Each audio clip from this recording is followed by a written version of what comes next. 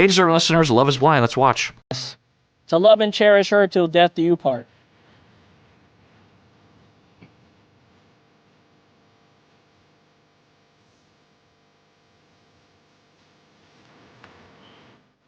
I do. Okay, yeah, I don't think anybody doubted that he was going to say I do. I think the way they're editing it, they're making it seem like Ashley might not say I do, or there's a slight chance. But I would not suspect that's going to happen, but let's see. Do you take Tyler to be your husband, to have and to hold from this day forward, for better or for worse, for richer or for poor, in sickness and in health? Do you promise to love and cherish him until death do you part?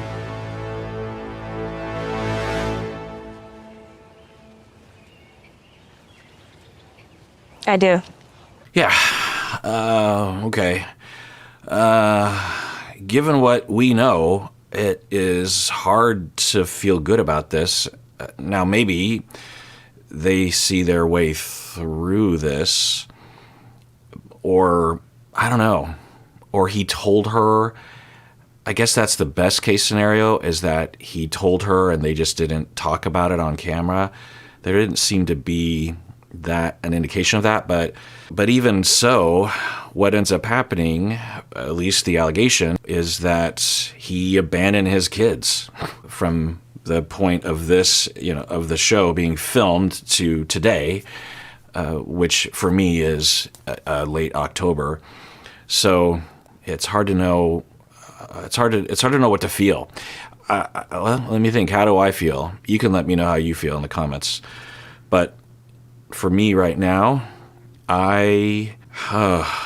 everything depends on how she feels about it. She's not going to be enthusiastic about what's happening, right? About him lying straight up to her, several moments of lying, whether it was not talking about it in the pods, whether it was once, and I'm curious as to how did it come out? It sounded like he revealed it, right? And so my guess is that he revealed it because it was coming up to the wedding and he felt like it would be wrong to not let her know.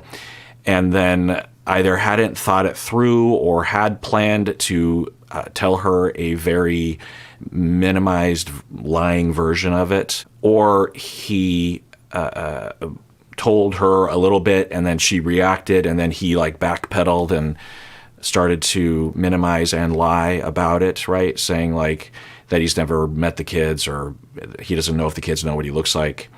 And so it's hard to know how she would feel about it. Again, she's not going to be happy about any of that, but how unhappy? Unhappy enough to say that the marriage is a sham, I want a divorce, and you are a pathological liar, what's wrong with you?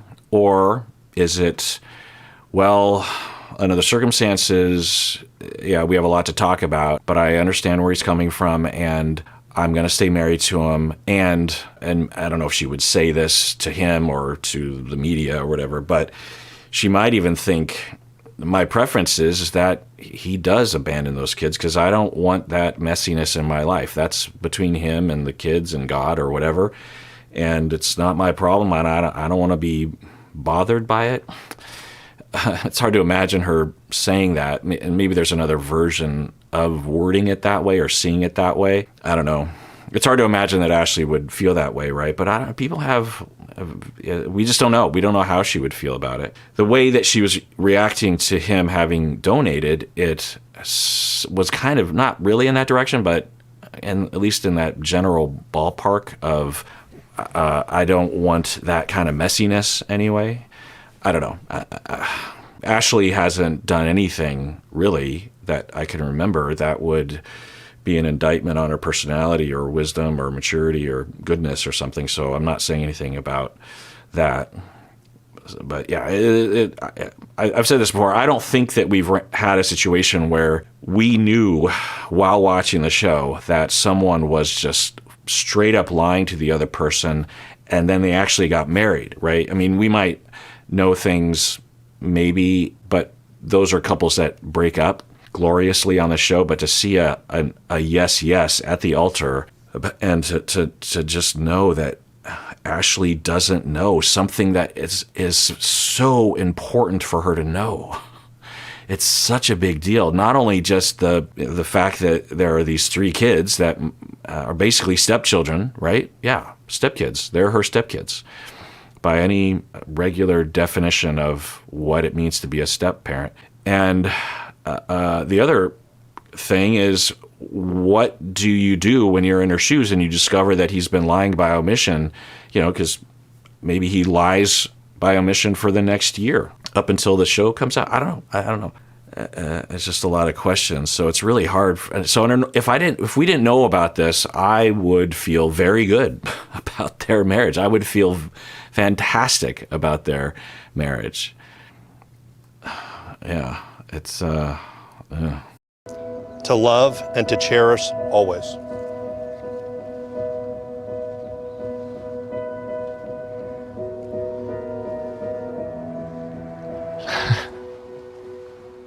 I absolutely do.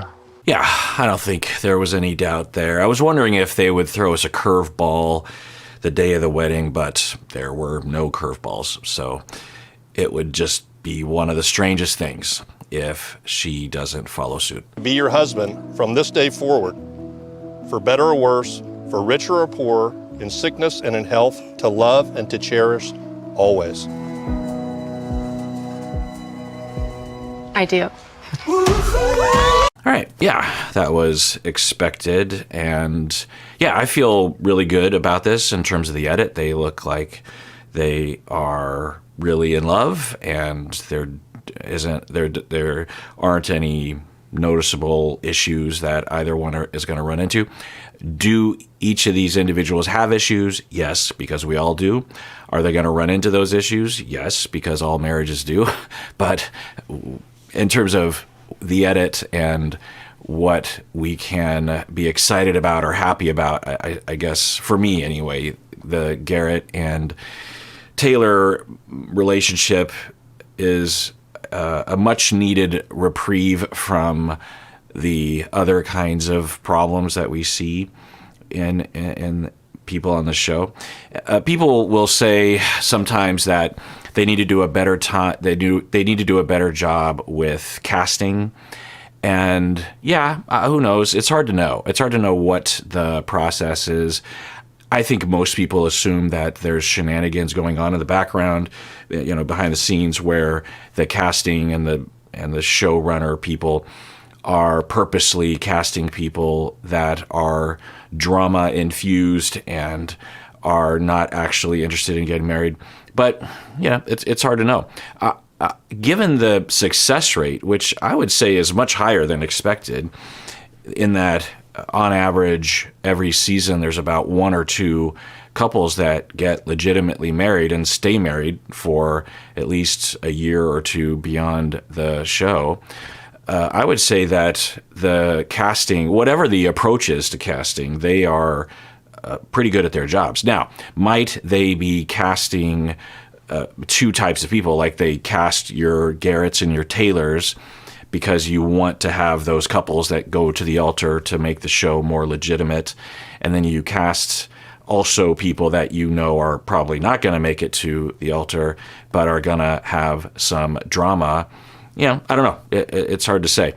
My guess is that maybe there's a little bit of column B, but mostly column A, figuring that even people that look like they are not drama infused, that everyone has some drama, because every human has their traumas, everybody has their triggers, every relationship has its problems. So it's hard to know. But yeah, I'll watch a little bit more of this and see if anything happens. There's a little bit more time here. Maybe there's like an update on some relationships. That'd be interesting.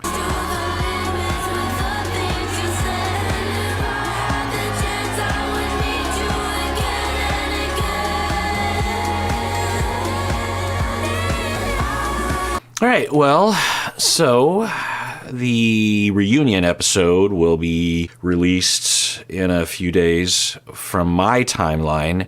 You, of course, probably watched the reunion a number of weeks ago, but I have yet to watch it. So, what are we going to look forward to in the reunion? Well, the Ashley and Tyler situation, I'm guessing, will be addressed. I don't know if, this is the sort of drama that there are kids involved, the mother of the children, and she didn't sign up to be on the show, but she's going to be, at least by topic, dragged into it, which I'm not a fan of. So I could see the show deciding not to go into it, actually, at the reunion, just for that reason. I don't know. Or maybe they broke up. Maybe they're, they've divorced, even for other reasons. That happens sometimes, right? Right. So along those lines, I would predict that Garrett and Taylor are still together and they're still happy. There's no reason to believe otherwise, but I guess we'll find out. And then if I look at my notes for the other folks here, Ramses and Marissa, we'll see how that goes. I'm guessing there's probably not much to get into there. Nick and Hannah, well, there's a lot to get into there. We'll see if they go after Hannah and actually ask her. So when you were saying you taught him everything that he knows, what did you mean by that? Or when you were talking about how he is immature, what was your marker of that, that kind of thing? And when you were with the friends, why did you gang up on him, that kind of stuff? And maybe the question about whether or not Nick was consenting to Hannah disclosing their sexual life, maybe that will come up. Who knows? I think sometimes on this show, they don't really go after people in a way that is satisfying to the audience. We could debate whether or not that is a satisfaction that is deserved or ethical. Who knows? But there's that question. And then Steven and Monica, similarly, are they going to go after Steven? Because I guess the question is, what else was Steven doing? Why did he do it? What's the bigger picture? I'm guessing that's not going to have a lot of satisfying material as well, because I'm guessing not much has happened that he would have to disclose. So, but actually, I could see Steven telling us his issue, that he has problem. Maybe he entered therapy and he's discovered a few things about himself that he now understands that he has this problem with self-esteem and with trauma that results in him self-sabotaging through infidelity. Who knows? Tim and Alex, are they going to give us more details about that fight that they had? Are they going to confront Tim about the way that he approached breaking up with Alex, about the nap thing? I could see Tim and Alex really going after each other at the reunion. I could see them coming ready to fight, but we'll see. Leo and Brittany, we'll get an update on them, I'm guessing, about what they've been up to and what their relationship was like post the pods. But I'm guessing there isn't much more to get into there, right? Well, so people will confront both of them, right? There's an opportunity to confront Brittany about what she was saying and how she made her choices, and also to confront Leo. Right, so I'm guessing Leo and Hannah are going to be the most... they have the greatest temptation to confront. Obviously, Tyler as well. So yeah, there's a lot to get into at the reunion. Yeah. Well, yeah, maybe what happens. But tune in next time, actually, when I start watching that. For you, me watching the reunion could literally be later today. That episode will be published on the channel. So for you, it's that. But for me, I have to wait. Let's see, it's Sunday for me. So the reunion is published on Wednesday. So I have to wait until then to watch it.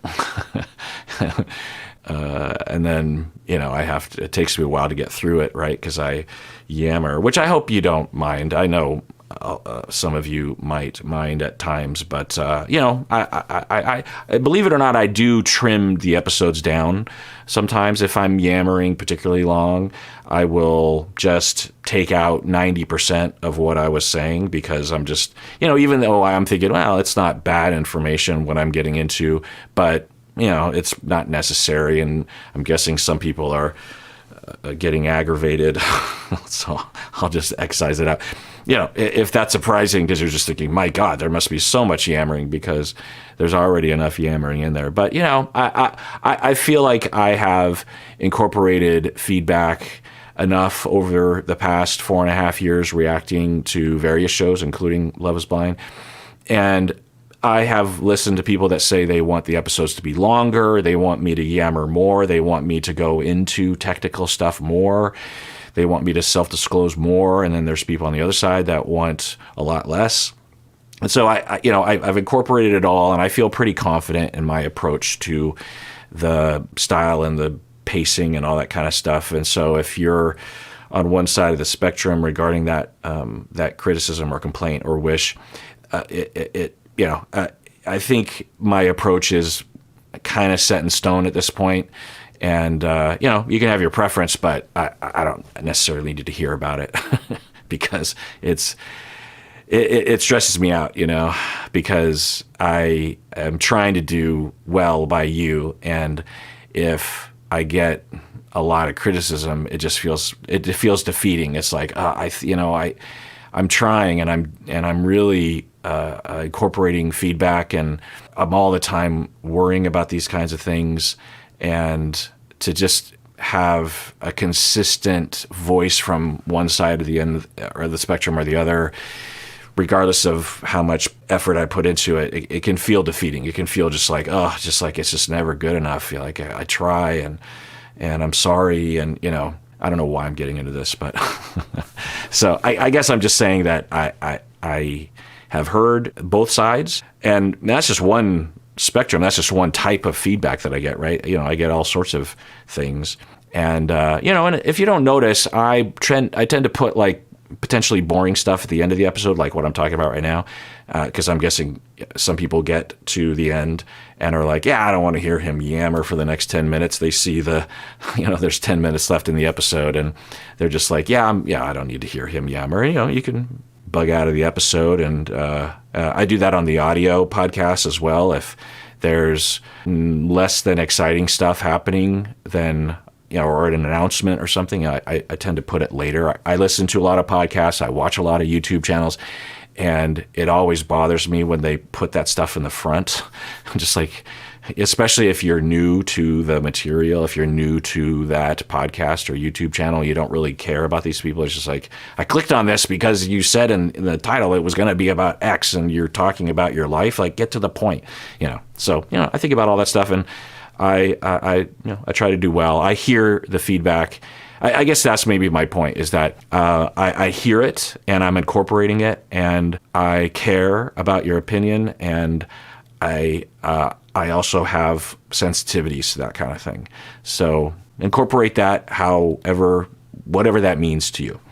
And also, I overall really love the comment section and enjoy people supporting each other or having conversations. And there's a lot of really nice people to me. All y'all, or most of y'all, really understand how sensitive I am and really take care of me, which I very much appreciate. I'm living the dream. I get to watch an entertaining reality television show and then react to it, and then some people watch it, and then then there are people commenting, and back and forth, and I discover things, I learn things, I stretch, I grow, I expand, I get to know people, and it's just I'm living the dream. This is just great. And with that, everyone, please take care of yourself, because you deserve it. You really, really do.